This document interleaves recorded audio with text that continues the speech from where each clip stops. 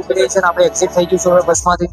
તો અહીંયા જોઈ શકો થઈ ગઈ છે બસ. અને સિક્યુરિટી એવું કરે છે કે આ બાજુ ફટાફટ આવી જાવ એવું સિટીમાં આવી ગયા છે. ખૂબ સરસ ડુંગરનો નજારો તમે જોઈ શકો છો અહીંયા તમને વિડીયોના માધ્યમથી. તો બતાવો વિડીયોના માધ્યમથી ખૂબ સરસ નજારો. સ્ટેચ્યુ ઓફ યુનિટી જે આપણા લોખંડી સરદારભાઈ વલ્લભભાઈ પટેલ જેને કહેવાય છે કરમસદના રહેતા હતા અને નડિયાદમાં જેનો જન્મ થયેલો તે લોખંડી. અને અહીંયા રિટર્ન જઈ રહ્યા છે એ પબ્લિકો તમે જોઈ શકો છો. લોકો રિટર્ન માટે વેઇટ કરી રહ્યા છે. તો ડુંગરનો ખૂબ સરસ નજારો તમને બતાવીશું આપણે.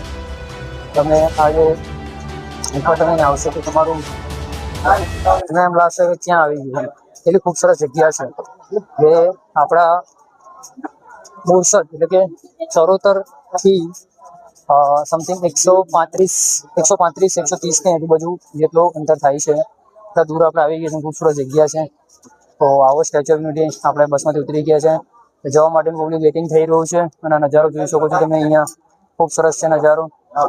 બસમાંથી ઉતરી હવે સ્ટેચ્યુ ઓફ યુનિટી જે અંદર મૂર્તિ છે ત્યાં આગળ આપણે જઈને ઉપર તમને બતાવીશું કે શું છે. ચાલો, જે સરદાર સ્ટેચ્યુ છે ત્યાં આપણે એન્ટર થઈ ગયા છે. મતલબ જે પ્રતિષ્ઠા છે સરદાર વલ્લભભાઈ પટેલની ત્યાં એન્ટર નથી થયા. પણ જે એન્ટર થયા કે પહેલાનું જે લોકેશન છે પાણી વાળું તમને બતાવીશું. અહીંયા આપણે પાણીનો ખૂબ સરસ સ્ટેચ્યુ ઓફ યુનિટીનો લોગો લગાવેલો છે. ખૂબ સરસ પાણીનો ઝરણા ટાઈપ બતાવ્યું છે. તમે જોઈ શકો છો. બધા અહીંયા ફોટો માટેનું ખૂબ સરસ સ્થળ છે. તમે જોઈ શકો બધા ફોટો પાડી રહ્યા છો. તો આપણે નીકળીશું અંદર એન્ટર થઈશું.